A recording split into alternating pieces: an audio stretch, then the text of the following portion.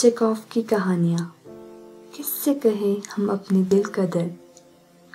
शाम ढल चुकी थी, काली काली सड़कों ने बर्फ की सफ़ेद चादर ओढ़ ली थी। स्ट्रीट लैंप ने रोशनी देने के अलावा बर्फ की दुशाला ओढ़ ली थी।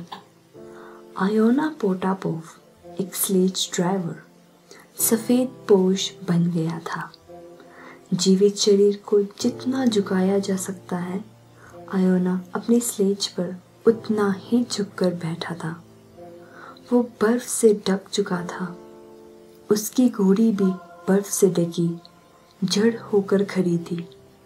घोड़ी का यूं बिना हिले डुले खड़े रहना उसे किसी खिलौने जैसा बना रहा था, जिसमें जान ना हो। शायद वो भी किसी सोच में डूबी थी।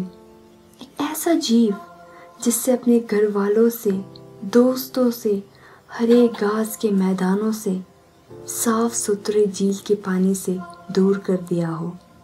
वो कुछ तो सोच ही रही होगी। अबला जीव की भी स्मृति तो होती ही है।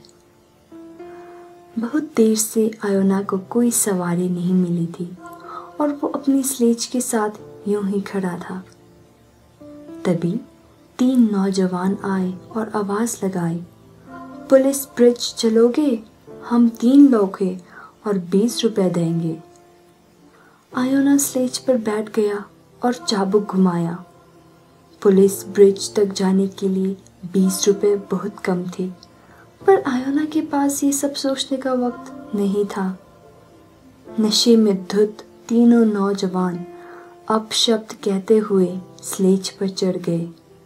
तीनों में इस बात को लेकर झगड़ा हो रहा था कि कौन बैठेगा और कौन खड़ा होकर जाएगा। देर तक झगड़ने के बाद यह तय हुआ कि जो सबसे छोटे कद का है वो खड़ा होकर जाएगा।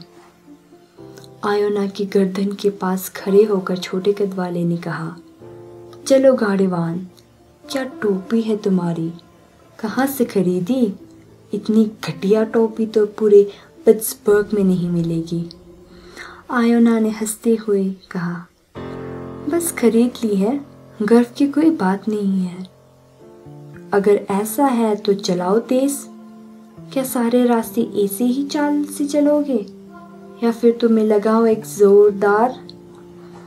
मेरे सिर में दर्द हो रहा है। मुझे वास्का के साथ 4 बोतल नहीं चढ़ानी चाहिए थी, सबसे लंबे कद वाले ने कहा। साले तू तो नेता से भी ज्यादा झूठा है, अगले ने उसका प्रतिवाद किया।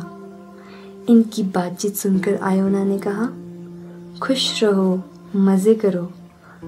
अबे चुप, गाड़ी चला तेज साले बुड्ढे, चाबुक मार साले घोड़ी को, छोटे कद वाले ने धमकाया। आयोना चुपचाप सुनता रहा और आसपास से गुजरते लोगों को स्ट्रीट लैंप की रोशनी में देखता रहा। कुछ देर बाद जब वो तीनों शांत हो गए तो तब आयोना ने कहा, इस हफ्ते मेरे बेटे की मौत हो गई। छोटी कद वाले ने कहा, सबको एक दिन मर जाना है।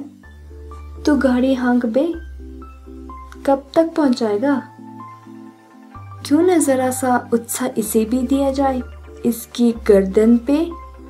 सुना साले बुड्ढे, जल्दी चला वरना चलने लायक नहीं छोड़ूंगा। आयोना ने सुना और अपनी गर्दन पर एक जोरदार मुक्का महसूस किया। हाँ दोस्तों, भगवान तुम्हें आबाद रखे। क्या तुम्हारी शादी हो गई है? लंबे कद वाले ने पूछा। मेरी? बाबूजी, अब तो गीली मिट्टी ही मेरी बीवी है। हाँ, कब्र की गीली मिट्टी। मेरा बेटा मर गया और मैं जिंदा हूँ। अजीब बात है, मौत मुझे आनी चाहिए थी, पर वो शायद रास्ता भटक गई और मेरा बेटा चला गया। आयोना अपने बेटे की मौत की कहानी सुनाने के लिए पीछे मुड़ा, पर छोटे कद के आदमी ने खुशी से कहा, चलो हम पहुंच गए, ये लो पैसे। आयोना अंधेरे की तरफ कुछ देर तक देखता रहा। वो फिर से अकेला हो गया था।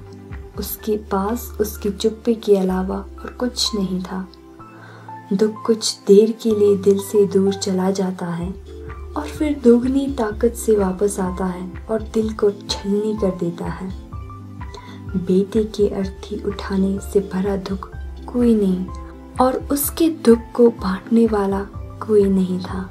अगर दिल सच में टूटता और दर्द बाहर आ सकता तो आयोना के दिल का दर्द पूरे शहर में बाहर लाने के लिए काफी था। चलो वापस अस्पताल चला जाए, उसने खुद से कहा। आयोना ने सोचा, जितने पैसे आए हैं उससे तो एक वक्त की रोटी भी नहीं खरीदी जा सकती। हद हो गई यार। अस्पताल के बाहर लेटा हुआ गाड़ीवान उठा और पानी के घड़े की तरफ हाथ बढ़ाने लगा। पानी पियोगे? आयोना ने पूछा। हाँ, प्यास लगी है। चलो, इससे तुम्हारा भला हो, पर मेरा बेटा मर गया। दोस्त, सुना तुमने? इसी हफ्ते मेरे आंखों के सामने।